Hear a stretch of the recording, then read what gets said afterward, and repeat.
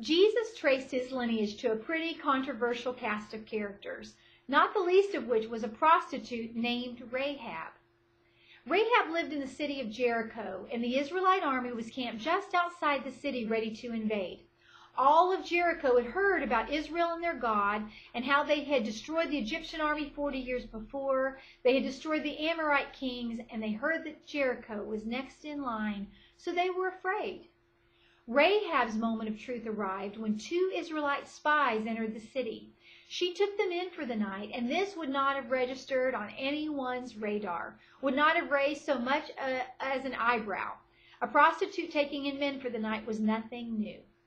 Rahab had made a livelihood out of being overlooked. She determined that this time she'd make a life out of it. She cut a deal with the spies that her life and the life of her family members would be spared if they would gather in her house and if she would hang a scarlet cord outside her window. So the spies soon went on their way, and Rahab hung the cord, and she and her family waited.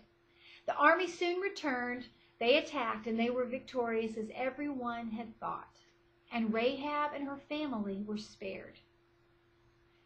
The fact that the Israelite army would spare a prostitute and her family is astonishing. You wonder why they would have bothered. Rahab's conversation with the spies gives us a little bit of insight. So let's read what she said to them. In Joshua chapter 2, verse 9, she says, "I know that the Lord has given this city to you, and that a great fear of you has fallen on us, so that all who live in this country are melting in fear because of you." But she goes on then in verse 11 to say, "For the Lord your God is God in heaven above and on earth below." Rahab saw more than fear. She was afraid. But she was able to look past her fear and saw the truth about God, and she believed. This statement that she makes is monumental.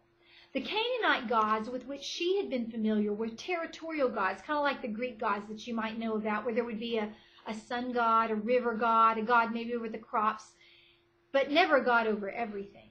She recognized that the God of Israel was God over all, and she needed a rescuer. So she asked, and her request was granted.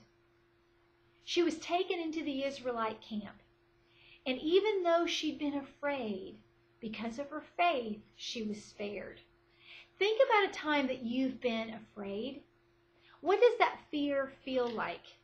The emotion of fear can be so crippling that it's hard to move past the fear to act on truth. And apparently Rahab was the only one in a city full of terrified people who saw beyond their fear to act in faith. Well, Rahab was taken into the Israelite camp, but she was also made a part of the family.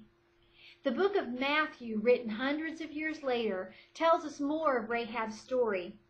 I'll read to you out of Matthew chapter 1, verse 1, where we read last week.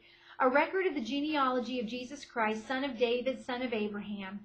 Abraham was the father of Isaac, Isaac the father of Jacob, Jacob the father of Judah and his brothers, and the list goes on till we reach a man named Salmon, Salmon father of Boaz, whose mother was Rahab.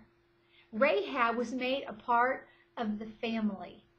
Now, your study this week, you looked a lot at the life of Abraham. So I'd like to read to you one more passage about Abraham that applies to Rahab. And this is in Galatians chapter 3. I'm going to begin in verse 6.